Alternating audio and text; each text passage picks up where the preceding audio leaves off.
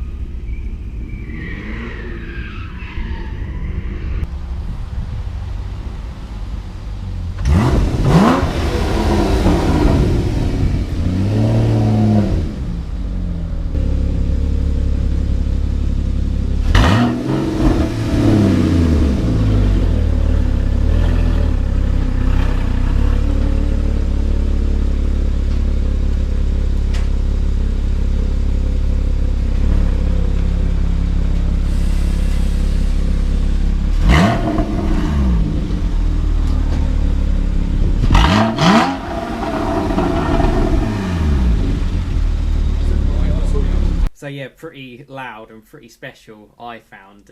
Yeah, I really love driving the car. Looks the part, nice and small, nice and nimble, mid-engined. You know, I've driven 911s as well, but I've always preferred sort of like the handling aspects of the Cayman. And if you're tuned into this video, you're probably the same, to be honest with you. You might be thinking of, you might own a 981 GT4, you might be thinking of upgrading to a 718 GT4, or you might be kind of maybe even regretting your purchase and wanting to go back to a 981, who knows. But for me, I love the noise. It's 3.8 litre naturally aspirated flat 6. Yeah, it sounds great. Good for around sort of 380 brake horsepower. Not the torquiest car in the world, but which means you have to rev it out, which is really fun. Long gearing, tall gearing has always been sort of a question mark over these cars, but on a track you can still get through the gears even around a short little circuit like that, and it means you can kind of concentrate on the driving aspect of it. For me, the noise, the handling, the build quality, everything was really, really good. Although actually on build quality side, I drove quite a few 981 GTSs as well before the GT4. And like the wing mirror kept falling off on one of them, so maybe that was just a one-off. But these cars do get heavy abuse. And actually that particular car that I showed you has since been written off once and repaired, and I think they now use it for a bit of drifting. So for me, it's a fundamental 5-star car, and yeah, 2-car garage. I'd love to have it alongside a Golf R if that was ever going to be a possibility. It is very much a track car, I should kind of say. I think on the road it's a bit too hard. You know, you could kind of tell how stiff that suspension was. It's not adaptive or anything like that. It's just set up for the track. And on that smooth circuit, you could really feel what you're doing. On bumpy, horrible roads, you're not really going to enjoy your time in it, if I'm perfectly honest with you. Unless you live in a country where, well, perhaps the roads are a little bit better than the UK. So my short answer, with my experience in 981 GT4, unbelievable chassis. You really feel that mid-engine balance.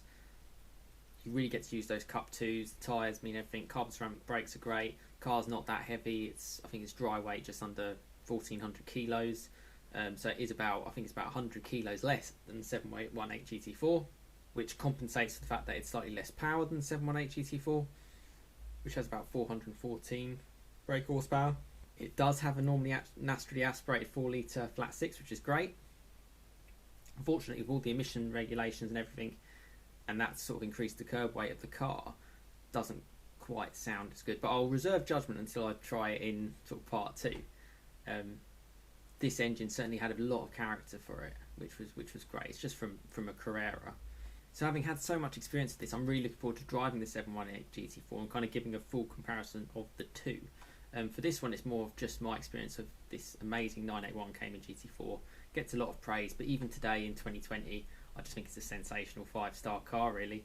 And yeah, it's going to be interesting to see how I find the 718.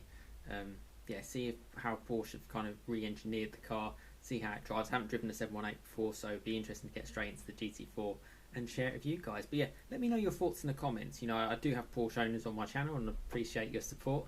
Yeah, let me know what you think about the two cars and your kind of thoughts around them. Yeah, pretty sensational bits of kit, really. Yep, thanks so much for watching. Hope you enjoyed this video. As I've mentioned before, trying to do a video a day. Yeah, and subscribe for plenty more content to come. But thanks so much for watching, and I'll see you again next time, and particularly for part 2 of the video, which will hopefully happen in a few months' time. Fingers crossed. It will happen eventually, one way or the other. But yeah, have a great rest of your day, and I'll see you again next time. Cheers, guys.